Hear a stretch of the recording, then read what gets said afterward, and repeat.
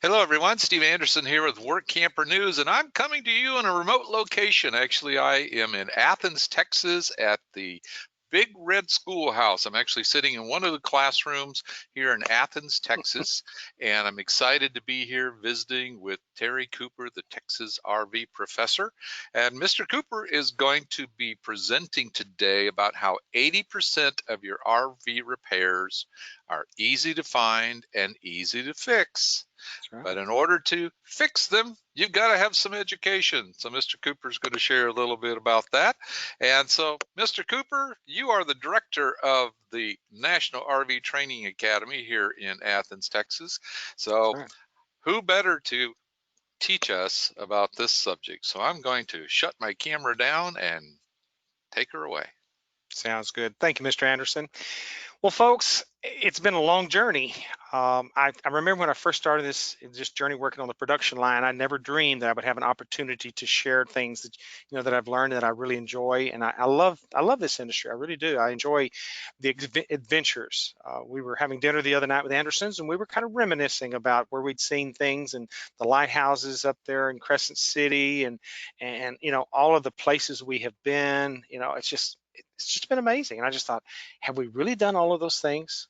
And we have in this RV experience. But here's the thing about it. We have to keep some things in mind. And it doesn't matter where you travel, what you do, we have to realize that these RVs are a piece of equipment. They're going to have maintenance and so on. So let's jump in with what we've got here. Now, there's a rule, and Mr. Anderson and I were talking about this before we kind of got this course scheduled, is it all goes back and it is proven over and over again to be true that 80% of the things 80% of the things that we're going to have issues with on these RVs, what's going to take place is that they're going to be easy to fix and easy to find. 80% of them. And I remember working as a service manager at some of the dealerships and doing some training at some others that I saw the same things over and over again. People were bringing their RVs in and they were so simple to fix, but yet they were paying huge ticket prices because they were being charged by the hour because that's what it took. And it never was really based upon the work that was done. It was always based upon the hourly rate because there's certain things that are fixed that they have to, they got to cover their overhead. But you know what? If we know what to look for, we can eliminate ourselves a lot of grief, a lot of frustration. Now, those of you that have been around us a while, you know that we always talk in terms of purple monkeys. Now, I've got my purple monkey and I call him Waldo. And the purple monkey is nothing more than this little voice that's inside your head. When you start getting kind of crossways with something, something's going on, it's out of whack, it's not working like you thought it would. You've got that little voice whispering in your ear. So it's kind of like having a monkey sitting on your left shoulder and he's whispering in your ear, oh, this is bad. This is going to be really, really expensive. That deposit you put down on that RV park or that deposit you did for this or all these other things, you've made a boo-boo, buddy. You've made a boo-boo. You're in bad shape. So pretty soon that internal turmoil really begins to start taking off. And then, of course, those of us that have partners, they have their own set of purple monkeys. The next thing you know, you hear their purple monkey talking to your purple monkey, and you're hearing out of the right ear, you're saying, I didn't want to be here. You talked me into this. You promised me we'd be having fun, and I'm not enjoying this at all. The air conditioner's not working. What's going on? So purple monkey is really nothing more than it's a big, hairy problem that we don't understand. It just doesn't make sense because of the distortion of the facts or distortion of the information. But folks, this is the whole thing I want us to share this afternoon with you is that, you know what, it doesn't have to be this way. And I've had to talk myself down many, many times. I've got customers looking over my shoulder. What's going on here? And you're over here thinking, I don't have a clue what's going on. And you have to start saying, okay, things have gotten crazy around here. There's all kinds of distractions, and we've got to put all of that aside and start doing some things differently. Now, I know every one of us are dealing with this thing. If you've been if you've been anywhere on the planet, you've been dealing with this COVID-19. We're now beginning to see where jobs are being shut down, people being laid off, or being what was the word I heard where they said we're going to call you back as soon as things pick up. And then of course we've got some of these protests and riots, and I totally understand what's going on. I mean, frustration, pressures, all these things going on. And then you start seeing some of the stories where there's bankruptcies of the companies. Like, who would have thought that Hertz rental car would be going bankrupt? And then you got some of these big box stores, they're closing down. The cruise lines. I mean, Lady E and I had a cruise schedule. We had to postpone it. And let me just tell you, it was a little tense around our house for a little while. But we got over it. We got a refund. All of it worked out. And there's going to be some folks that we know are really going to be struggling in their family, in their marriage. Maybe there may be even on the risk of losing their home. All kinds of things that are going on. So all this fear is just, and distraction is just coming in. It's what happens is it's paralyzing. But here's what we've got to teach ourselves to do. And let me just tell you, I'm not saying that I read this from any book. I'm just saying this is what I have learned in my own life. This is my own experience. You have to ask these following questions when you're dealing with RVs. You have to ask these questions before you get into this panic mode and Waldo's just chewing on your ear. You have to ask, what has changed since the last time this worked? Have I smelt something? Did I hear something pop? What's going on? Don't ignore those symptoms, because they may be the very thing that will tell you what you need to go do to where you can repair or you can respond to what needs to be resolved. And so you can take care of it without having to run a giant bill up at one of the service centers. Trust me, these guys are covered up right now. They really are. I'm hearing numbers that they're back 6, 8, maybe even 12 weeks. So when you and I are dealing with the issue, let's see if we can't take care of these things.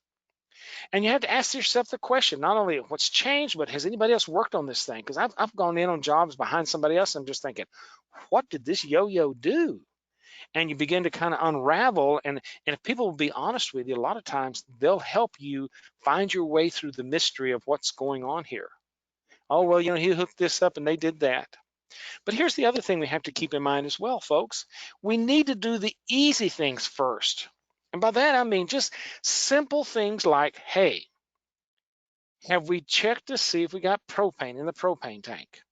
Have we checked to see if the circuit breaker's tripped? Well, we're going to talk a little bit more about that, but easy things.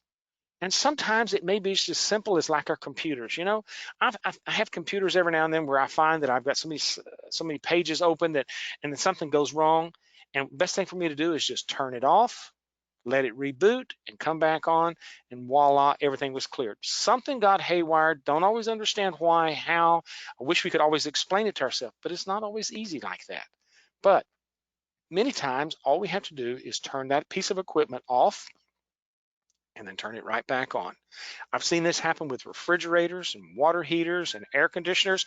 It's just one of those situations to where you just know that if I can just turn this thing off, I might be able to get this thing to work and get things back to normal. Don't always understand what it caused it to happen.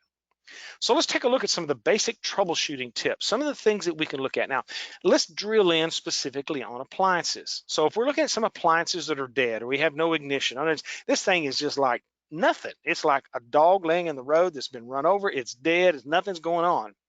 You would be surprised how many times it's nothing more than a blown fuse.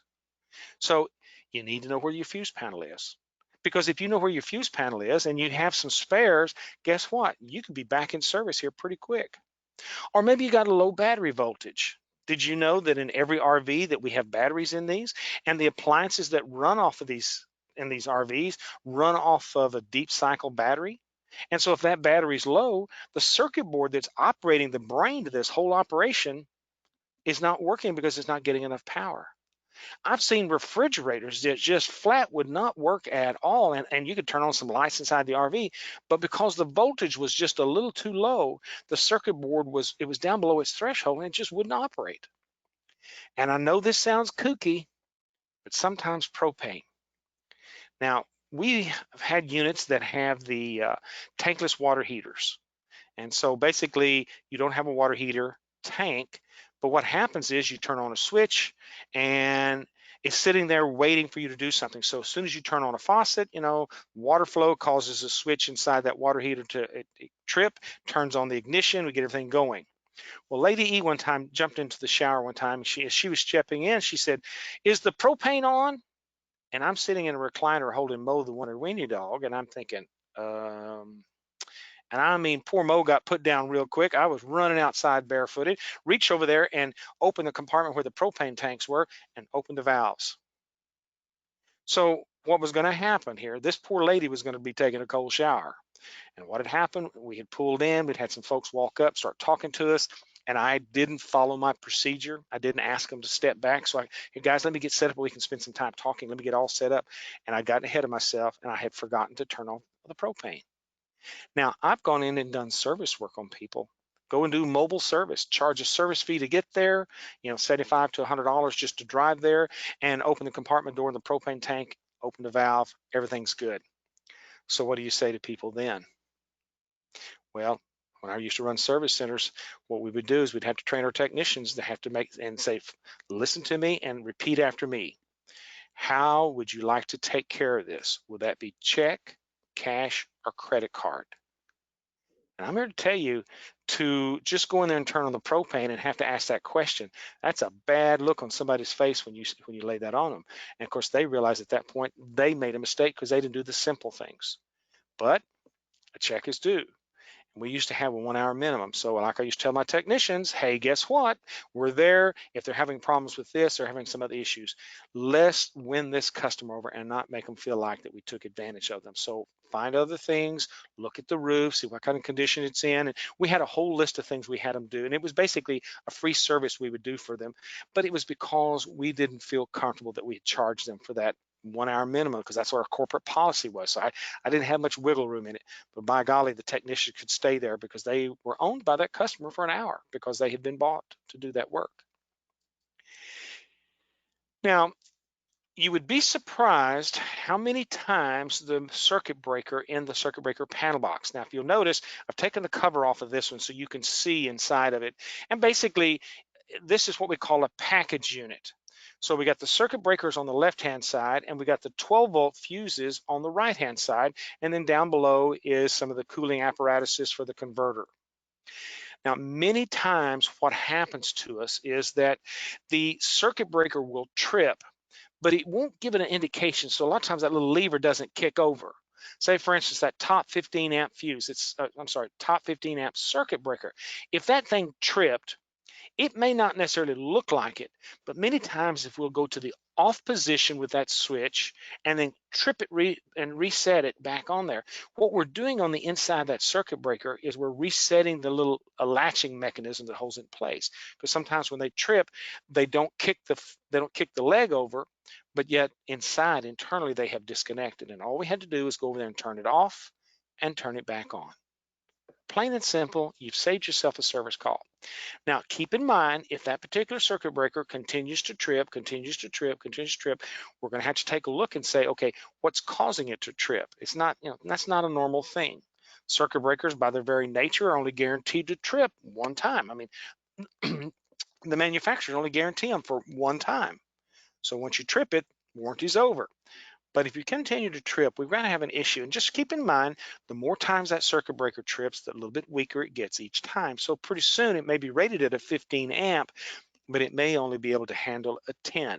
So, this is one of these things that we talk about in a lot of our classes. We actually show you how to replace a circuit breaker. Easy peasy stuff. But the main thing is that doing it right and doing it safely. The fuses on the right-hand side, same thing. Now, the good thing about these fuses is that this particular panel box, you see those little row of red LED lights there? Typically, when you're plugged into shore power, and if one of those fuses is tripped, it will illuminate that red light. Now, all you do is just go in there and pluck out that other one, like with a pair of needle nose or a little fuse puller, and put the same value back in. You never want to go back with one bigger. And the reason being is that if you keep going too big, then the fuse will be too strong for the wire. So what will happen is that the next time something blows, it will be the wire and not the fuse. And if that wire happens to be in the wall, you got problems. So what we do is when we change fuses, we just replace it with one of the same type, okay?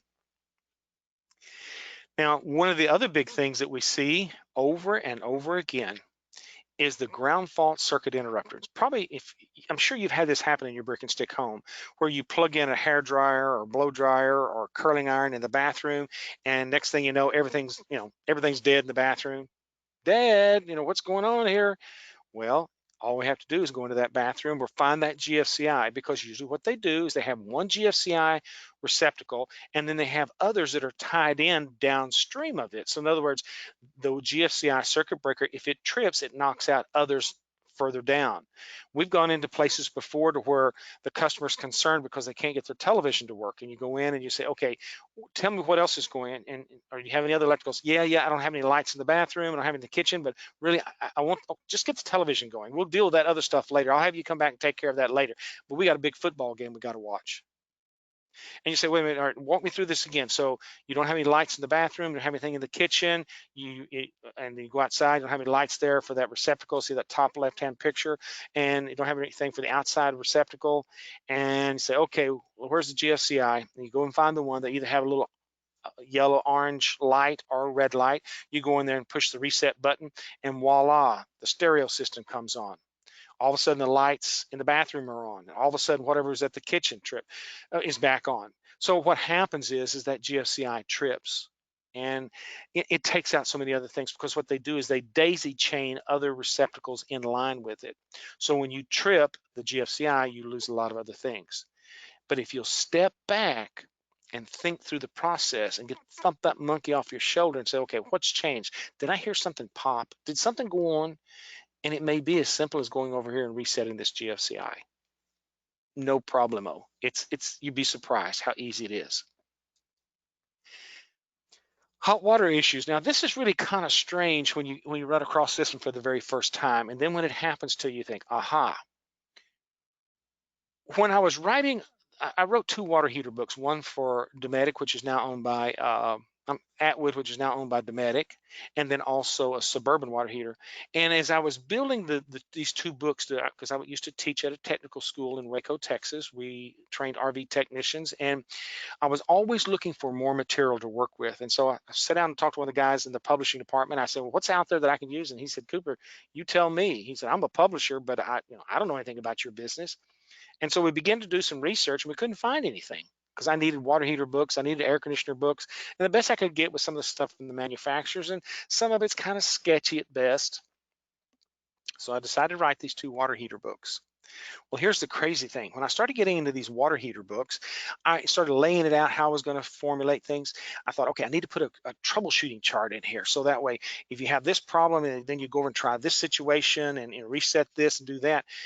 And the number one thing that I kept seeing over and over again in all these forums, and I would Google online, and the questions that I had been asked when I was doing trouble call, it all come back to the number one thing that people have with water heaters is they step in the shower or they start running hot water out of the faucet in the kitchen or the bathroom, and it runs for a little while and it goes cold. I mean, like pretty quick. And you think, wait a minute, that's not normal. Well, usually what happens is someone has misadjusted some knobs. Now, let's take a look at the picture on the left-hand side. This is a picture of a back of a water heater that has been in what we call the winterized mode. Water in water heaters comes in, the cold water comes in the bottom of the tank, hot water comes out in the top of the tank, okay? So what happens is if you look at that first valve, that little black valve, it's turned sideways. So what it's doing is it's blocking water, keeping water from going into the tank. And then if you look at the very top, just to the right of that little red sticker that says hot, there's another valve up there that's blocking. So what it's saying is I'm not going to allow water into the tank from the top side or anything out. But notice the valve that's got the circle around it. That's what we call the bypass valve. Now in the mode it's in right now, if we hook this RV up to cold water or just city water, water's going to go to this water heater and it's going to get blocked by that valve on the bottom left-hand side, and the water's going to turn and go up through that valve that's in the center, but got the round circle around it. And then when it gets to the T at the top, it has no place to go but turn and go right. So now we got cold water coming out the faucets. Now, people get ready for spring, get ready for their outing. They think they de-winterize and everything. So what they do is they take that bottom valve, they turn it so water can go into the tank. Because remember, that tank has been empty all winter because we don't want to put antifreeze in there, because it's a 10-gallon tank. That's a lot of antifreeze. Don't need it. We're gonna bypass that tank. And then that valve at the very top, we're gonna open it and run it left to right. So now water goes into the tank, gets heated, comes out at the top. Now, if someone forgets that valve in the middle, what's gonna happen when that hot water comes out at the top and you got cold water coming in from that pipe coming upwards that's in the vertical? what's going to take place at that top T up there, cold water and hot water is going to blend. So all of a sudden now, good hot water is going to come flowing down the line, and then the water's flowing. Next thing you know, you got hot water blending with cold water, and now you got cold water to faucets. I cannot tell you the number of service calls I've made, and that's all it was. The next big one I had is the one on the very right. Now this is the one that has the outdoor shower. And usually what happens is that folks, if say they go down to the beach or they go someplace where there's a lot of sand and they want to wash everybody off where they let them into the RV, they'll take the outside shower and they'll go over here, and then inside the tub, you see where the lids flop down. You've got the handle that's got the circle around it right now. That little nozzle's got a little push button, on and off button, so that way you can control the flow on or off. Now, if you leave these two faucets on, so we know the one on the left is going to be hot water, the faucet knob is on the right, it's going to be the cold water. If we leave these two faucets turned on at the same time and we close the valve on the little button on the spray nozzle, the water between the hot and cold has no place to go except to migrate to the other side. So hot water is going to migrate to the cold side of the cold faucet water. And so what's going to happen inside the coach, it's going to do just like the water heaters in the bypass mode. All of a sudden now, what we've got is hot and cold water mixing. And all we have to do to fix this problem is go outside, get a hold of this spray nozzle, push the button, make sure that it's spraying water. And once it's spraying water, we reach over and we turn the knobs. We turn those two knobs off so that way we separate the hot water and cold water. Then wind the hose back up, put it in, close the lid, lock it, and move on. Now the picture in the middle, the exact same thing. This is one of those quick disconnect sprayers. Same thing, if you leave those two faucets on and you just leave it the way it is. Like right now, we got a hose hooked onto it, but there's no place for that water to go. So what's happening is that water's crossing over between the hot and cold. So whenever we come along, we can start spraying that black handle on that sprayer. We're letting water out, but when we turn loose of that black sprayer, where's that water going? It's crossing over. So this is the number one issue that we have with our units, okay, with water heaters. And don't be surprised if it happens to you. You're just saying, how did I miss this? And I've heard about this. It's the simplest thing sometimes. But if we'll step back and say, okay, what could this be? And it's really those easy things that surprise you what's going on. Now let's say that you're dealing with another issue like this one. Now what's going on here? What do you see? What's going on? This gentleman had a water leak in the basement of his fifth wheel. And he'd had it in to shop, I think 4 or 5 times it was, and he couldn't find it, couldn't find it. And one of the dealers called me to ask me to make a dispatch out there, and they told me what the problem was, and I knew his technicians in the shop, and I thought, man, those guys can't find it. What makes me think I can? Well, I got out there and I could not find that leak. I crawled up in the belly of that RV. I shook hoses and did all kinds of things, asked his wife to flush toilets and run water, and you could see the pipes bounce and move, but nothing happened. And it was in the middle of the summer, and it was, scalding hot. I mean, you can just imagine what it's like in the belly of these RVs, no airflow, and you're just hot as you can be. I come out of there and sat out in the truck to cool off, and I was drinking some water, and I looked down the floorboard of my truck, and there was a terry cloth dish towel. Now, we'd been to a potluck, and we'd used it as a pot holder so we could carry whatever we took in. And when we finished, somehow or another, the pot holder or the terry cloth towel had fallen down the floorboard, and we hadn't taken it in when we went inside our rig to go home for the night. I looked down there and I had my little pocket knife, and I picked up that terry cloth towel and I began to cut it in strips. And then I crawled back into that belly of that RV, and everywhere there was a fitting, I tied a terry cloth strip on. Now let me show you what we had here, okay? Now, if you'll notice the bottom left-hand picture we've got right here, this is the kind of water leak this guy would see every morning. It wouldn't leak any other time except it would be there first thing in the morning when he got up. So ask yourself, why would it show up only in the morning? Because that's when you have the highest water pressure. All the pressure tanks, the water towers are full, the pressure lines, there's not a lot of people up maybe stirring around. So what you've got is a little bit higher water pressure coming in. And so what was happening was they happened to have a fitting. Now, when I come back the next day to look at this, I crawled up in there, and what I saw was what you're seeing here in the top left-hand picture where the circles are, or the oval shapes around it. I reached up in there and got a hold of all of those terry cloth strips that I had installed, and there was only one that was wet. And you can see the fitting that's there. And I still have the fitting to this day. I show it in class when we do our live classes around here. And I show it so people won't think I'm pulling their leg. But it really did. It happened this way. And it was so simple. And it was just, I don't know how I even thought about it, to be honest with you.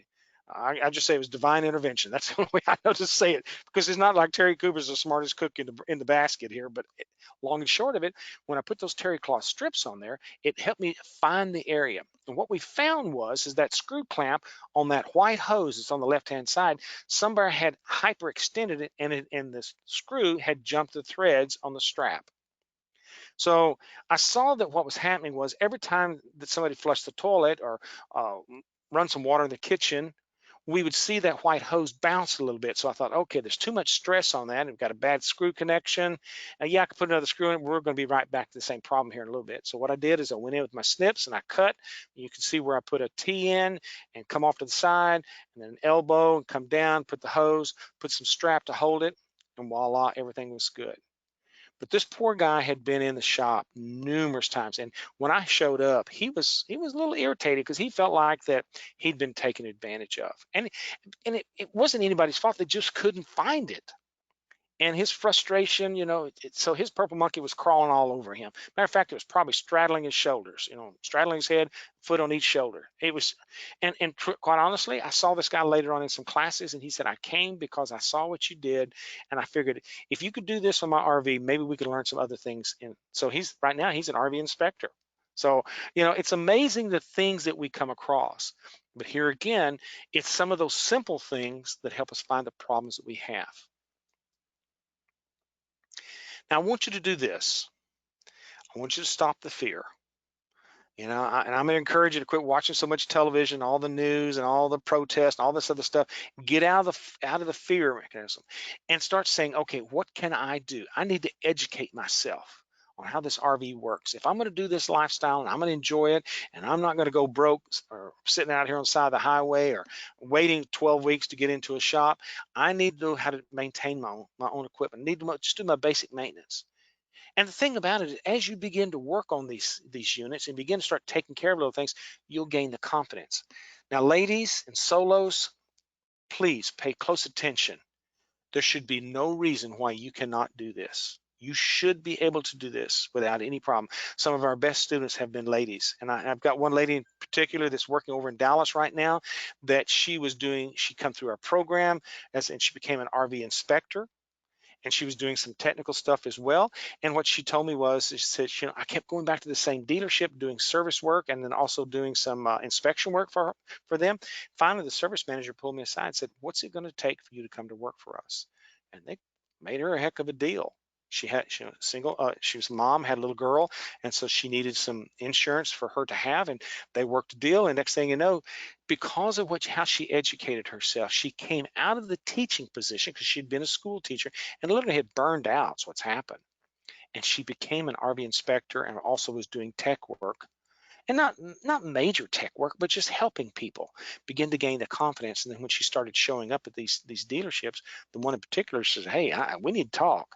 And what they did is they put her as a service advisor greeting ladies, because they said we have a lot of ladies that come to our dealership, and yes, they will talk to men, but they would be more comfortable if they could talk to another woman. And so ladies, here's a chance for you to make a difference in other ladies' lives. But trample on that fear, thump that monkey off your shoulder, whatever you want to do, but stop the fear in its tracks and learn how to take care of yourself. I'm going to encourage you to get a hold of Workamper News, folks. When Lady E and I look back how long we've known the Andersons and what we learned in a short period of time, even though I was a technical type, there were so many things dealing with business and how to do our business. It makes all the difference in the world. So Mr. Anderson's going to probably encourage you to start a business if you're going to be going on the road. And part of it is to give you some tax breaks that only business people get, because the individuals, what we call the W-2 mentality people, nothing wrong with it. It's just the deck is stacked against us when they're that way. We have to have a business in order to make things work for us, okay? Now, It's really interesting. I was looking at my dresser the other day, and this is where I clean out my pockets. Lady E gets on to me all the time. She said, Cooper, have you cleaned out your pockets? The last time I had an ink pen, and it got all over some good clothes. And then, a lot of times if you leave a screw in there, it gets inside that wash machine. So I have gotten in the habit. I've got this little tray sitting on my dresser, and what I do is I clean out my pockets. And this is the kind of stuff that I find. Well, it's the same thing for you and I. If I'm starting every day anew with fresh, clean pockets, everything's going to be good. Why can't you have a new start too? Do a do-over. Give you a chance to spend some time with your family. I read an article today about a gentleman that had a very good job, had been furloughed, and now they're going to call him back. And he's saying, I just don't know if I want to do this. I'm spending 2 weeks at a time away from my family. And he said, I've had a chance to spend time with my family and really get to enjoy the life that I have with my wife and my children. I don't know that I want to go back on the road again. And so maybe you're one of those individuals, or maybe you're one of those individuals that maybe has been downsized. That's okay. Then what you do is you do what we call a do-over. You push the reset button, because here's a chance for us to help ourselves, to help our families, and help others. Here's an opportunity. Now I'm going to coach you through some things, because what I have shared with you today is some of the most basic things, but a lot of times if you'll come and you'll spend time with us, we'll coach you, we'll bring you along and show you other things that'll make a world of difference so you can start your own business, whether you want to do inspections or mobile tech work or go to work for a dealership like the young lady did, or just travel on up and down the road. I know folks that say, look, I don't really want to be a tech, but I want to do this. And I said, well, you're still going to be a tech. You're just kind of picking and choosing the work that you want to do. They said, well, I don't want to be over here ripping off roofs. I don't want to be over here ripping the walls and everything. Don't have to. There's a lot of people out there that just need a little maintenance work. Come spring, they need somebody to go through and flush their water heater, get the bugs out, and get all these things taken care of. And you kind of pick your own hours. Well, here we are, and this is where Mr. Anderson and I are right now. We're at the Big Red Schoolhouse in a big community called Athens, Texas. And we have our standing joke where we say all roads lead to Athens, Texas, because I want you to notice the interstate. Look at all these spider veins and all these red veins. There's I-35, there's 45, and we've got 20 coming through, and we've got 35 going up north, going down south. So it really is in Athens, Texas is the intersection, and we are exactly 72 miles southeast of downtown Dallas. So some people fly in, some people drive in, but you know what? That's okay. Doesn't matter. We've got an RV park here. And so we bought this RV park 3 years ago with the specific concept that we would have an RV park and build a training facility up front. And that's what we've done. We've got 89 sites, got cabins, got RVs, kind of like Airbnb type RVs, got some cottages. And so people stay here on the grounds and we walk to school. I mean, folks, it's a short walk. It really is. As a matter of fact, I look down and people are getting their exercise. They're walking back and forth, at lunchtime and stuff like that, because we want it to be an experience that you can come in and get the knowledge that you need and then get back on the road and do what you want and how you want to experience the lifestyle. So if you're in one of those jobs that you don't want to go back on the road again, and be away from your family, here's a chance, here's a way to do it. Now, one of the things that we have learned is most technical type trainers or technicians or individuals, they typically don't learn as well from books, but they learn best from experience. And so what we want to do is, however we deliver the material to you, we want to make sure that you have the experience, the hands-on, because that's when we really own it. We gain this new knowledge when we can start to do it. Whether you're programming or you're working on water heaters or air conditioners or doing an inspection, whatever, the quicker that we can put our hands on it, the quicker we can go through and start doing things, the quicker we will learn what's going on. And so that's the way we have set things up here. I'm just going to show you some pictures. We have the Big Red Schoolhouse is a 15,000 square foot. Mr. Anderson is sitting in this room right here where these folks had been earlier. And so he's set up there, and right outside of that door, because that classroom is a 30 by 30. Notice how we have windows, so that way people, our visitors that come, can peek in the window and see what's going on without disturbing the students that are in class. Here's one of the service bays. We have 4 bays that we put RVs in. We see, how many do we have? 3. We have 6 RVs that we can bring in and work on. So we want to give people as much hands-on experience, and that's been the beautiful thing about what we do. Now, I want you to notice in this one now, the center picture, you see the lady standing there, her name is Pam, and the gentleman standing up on top of the RV, his name is Howard. Howard and Pam are our advanced inspector trainers. Now, what they've got is they have a class right now going on, and see how they're standing on the balcony. Now, right below them is where Mr. Anderson is, but there's this balcony. Now, not only are they standing there on the balcony with Howard on the roof of this iGo RV, this travel trailer, but he's also got a GoPro camera. And what he's doing is he's shooting that signal up to that television that they're looking at. And the right-hand picture is showing you what he's showing them right now. So what we find is that if we take these cameras and take this technology, we can show you things and give you the learning process to help you speed it up, so that way you can understand what's going on quicker and apply it to your new set skills that you're learning here. Okay, so what they're doing right here is they're doing a roof inspection. A lot of technicians will bring it in.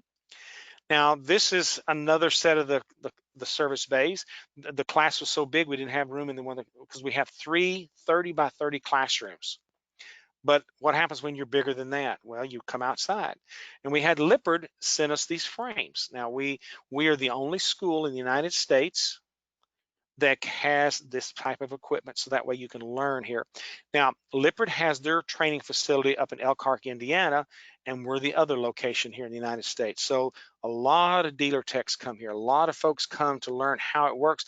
And basically what we have is the frames out the box, so you can see how things are plumbed and how they work and troubleshoot. And we put bugs in them, so that way you can troubleshoot the bugs and know what to look for and what to work yourself through and say, okay, I got this one, I understand how this works, and I how to override and make that thing work.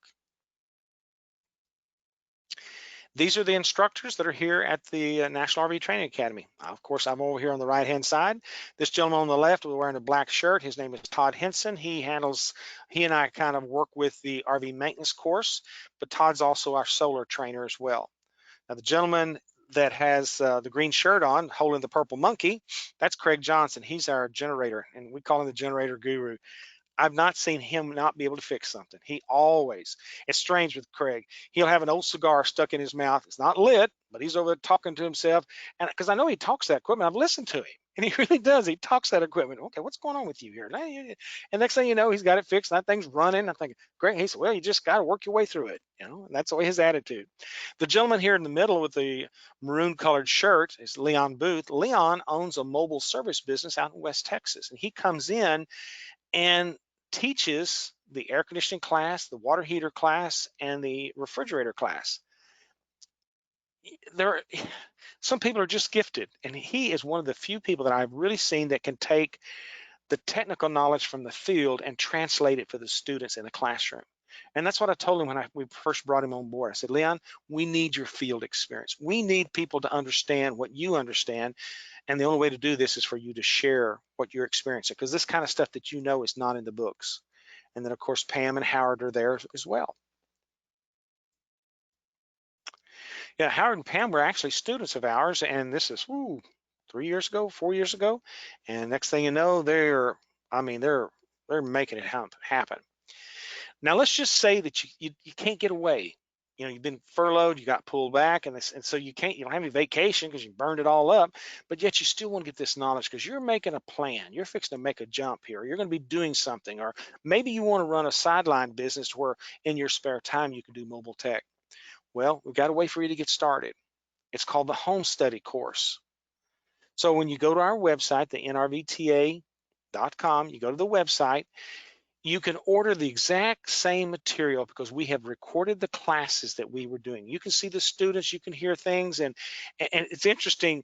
When we travel around the road, we recorded all of this material. Some buildings were better than others, some were a little more hollow than others, but you can hear students talking and asking questions.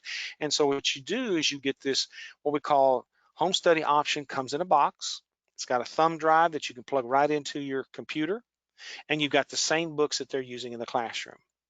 Now, in that box also is a coupon for $300.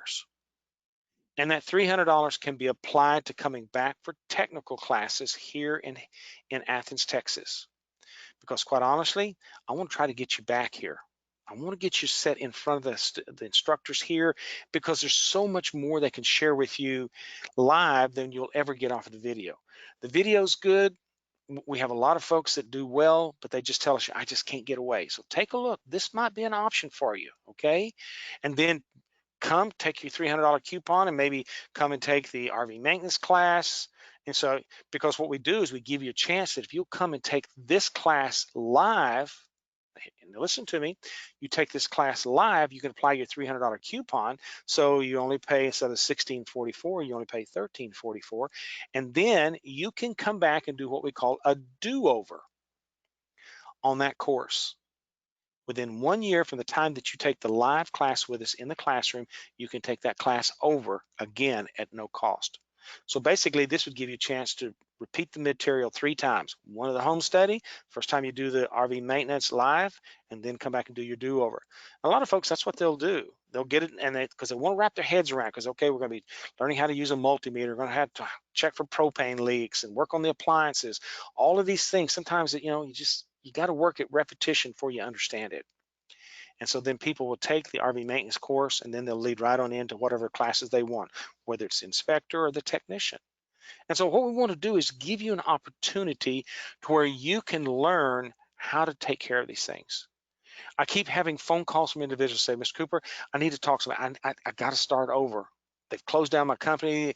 They said they're not going to reopen. Like that gentleman I was reading about that he's going to be on the road 2 weeks out of the month, and all these different things. So there's ways that you can become a certified RV technician, or you can be a certified inspector, but you've got to make some movement. We can show you how to take care of the basic things, the things that are 80% that are easy, but what if you decide you want to do more?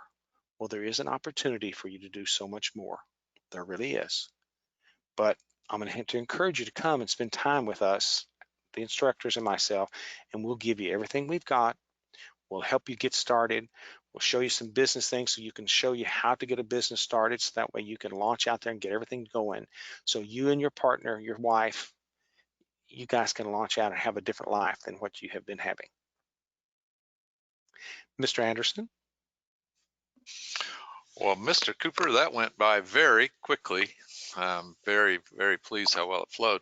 We have a number of folks with us this afternoon, which I'm very pleased. And one of the things I failed to do at the beginning, and apologize for that, is you can ask questions, folks. And now is a great time.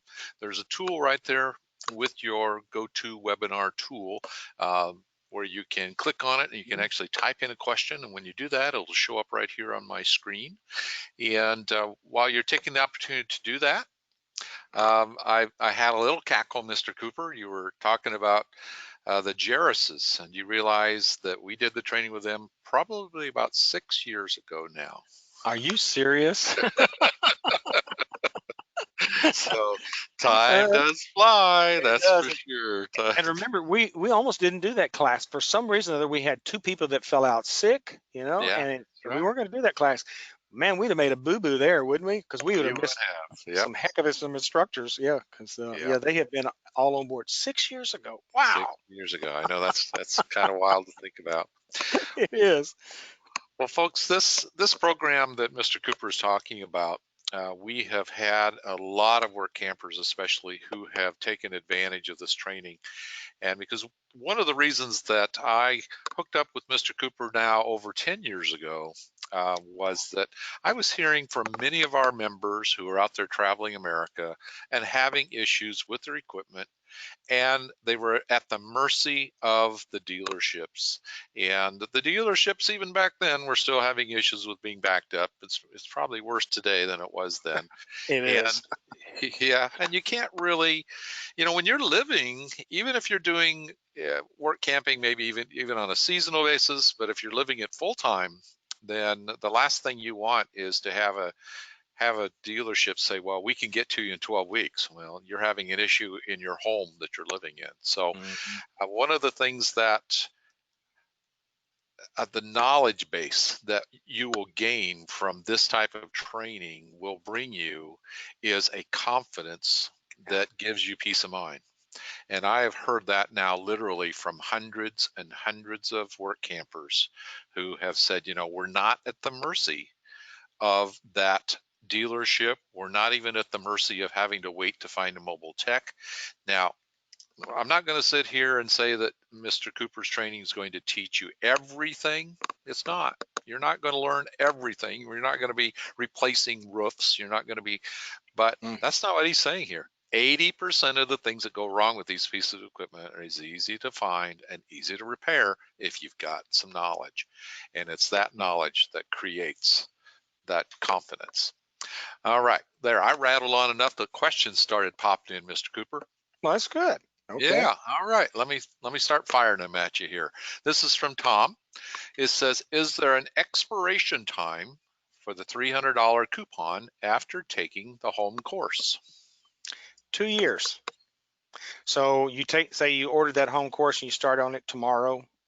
Let's just say fictitiously it started tomorrow. You've got 2 years to come and take the course and use your $300 coupon. Guys, we're trying to make this thing to where it's as easy as possible. Don't you always hate it when you find out that your coupon expired last week? It's kind of like, come on, man. And so what we have found is that the more that we open the doors and give people the chance to take care of things, take care of themselves, it always comes back. There's something about that sowing and reaping, and you're paying it forward. All right, Don has a question. Don is asking, says the registration page, and I'm assuming he's talking about on nrvta.com, the registration page says instant access to training materials. What type materials is this, and is it emailed or do you download it? Okay. Don, what we're looking at here is that, we have been talking about having it to where you can get it with the thumb drive. And we have a lot of people, they say, look, my internet's not good enough, so I've got to have it to where I can put it on, have the thumb drive plugged into the computer. But those of you that have good internet, you can get the exact same course, the exact same coupon, everything, because what we do is when you sign up for it, we just give you access to what we call a Thinkific program. And basically it's a portal that they give you password and access, and you start taking the course right there. But like I say, the reason why we didn't want to confuse today, we wanted to talk about the home study piece, and we were just talking about the thumb drive, hoping that one of you guys would say something about, well, what about the other? Can I take it online? So Don, thank you for doing that, because there are 2 different options, and the other option is if you've got good internet, you can do it. All right, well, Don is thinking ahead, Mr. Cooper. He says, when do you expect to have the 2021 class schedule out? Well, let me just say, I know Lady E's been working on it, and I wouldn't be a bit surprised if that thing doesn't show up here in the next week to 10 days, knowing her. You just committed her to a timeline. Oh, well, she was telling me the other day, I've got to get this thing out, because there's a lot of people just like you that say, hey, I can, and here's the good thing about it. Like she told me earlier when I was talking to her at lunch, she said, I've already got people signing up, and what they did is they put down a deposit for classes. And she said, I'm okay with that. And like one man told her, said, ma'am, I can only put so much at a time on my credit card. She said, fine, we'll work with you. So that's what I think, he's out several months. And so what she's doing, she's working something with him to where a little bit each month. And then when he gets it paid for, then he can come take the class. Now that's the big class. But another guy said, well, I'm going to go ahead and order the home study, and then I'll study that, and then I'll start looking at it. And some of them are already like you're doing, talking 2021. Yep. Yeah, it's amazing. We've seen a number of people who have gone through the home study and then come to the class. Mm-hmm. And I think I remember hearing you tell this story a number of times. You can learn a lot from the home study, but it's when you have the chance to get your hands on and also network with other individuals, but also have the instructor live right there in the classroom with you. It's just an added element of the educational resource, and the light bulbs come on. I mean, even they might be on, but they're burning brighter. Okay. Well, now, if you've got an RV, bring it, because that's going to be your lab. Yes, we've got labs here in the classroom and out here in the service bay, but there may be some things that you can work on. And it's nothing unusual for students. They leave here at 5 or 6 in the afternoon, and you go out through the campground, you look at them, they're crawling all over units and working on it, and they're helping one another resolve some issues. So bring your unit. That might be the time to where you can work on it. And you've got tech support here with people behind you, and we've got some connections with some of the vendors so we can buy material below retail. Let me tell you, Todd, the gentleman who's wearing that black T-shirt, has worked or black shirt with the big bushy beard. He's worked to deal with one of the big supply houses to where we can order parts and have them brought in. So that way, if you're here and need some stuff, we can order it, and that way you're not paying full retail for it as well. All right, Deanna is referring to what's going on in the world with COVID. She says, what social distancing guideline precautions are you implementing for the classes going forward? Well, we will be doing the six feet. We have I'll have to say, our county commissioners in this little community are very rational, and they seem like they've got good common sense. They have already begun to start loosening the reins, but they've got the same thing with 6 feet. And so what I suspect will happen, this class that's coming up here in 45 days, because we'll be out of because right now we're sheltered in place, and what we've been doing is we've been doing these classes live stream. And then so what we will do when we open up that class, we'll probably move it out in the service bay, and that way there will be that 6 feet between people, because we come on, we got to be smart about this thing and make sure that we don't pass things around.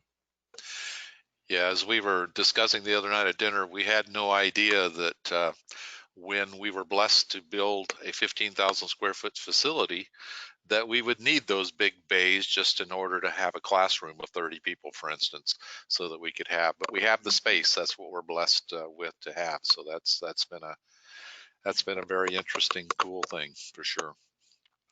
All right. Well, got any more questions out there? We'll give a last call. And we do appreciate you joining us for this Saturday afternoon presentation of Yes, indeed. Right from the Horse's Mouth. And Mr. Cooper, nothing's bumping in here. I know you always like to have some parting words. Folks, anytime that you want to make change, you have to move forward. And if you're going to do something, come join us, and we'll work with you.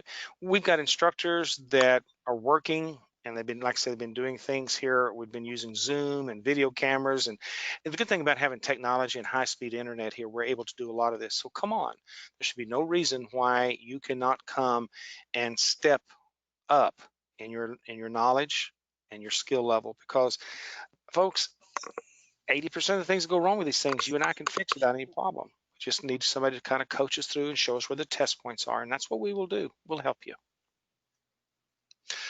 All right. Well, you heard it right here from the professor. So, Mr. Cooper, thank you very much for your time today. We appreciate that.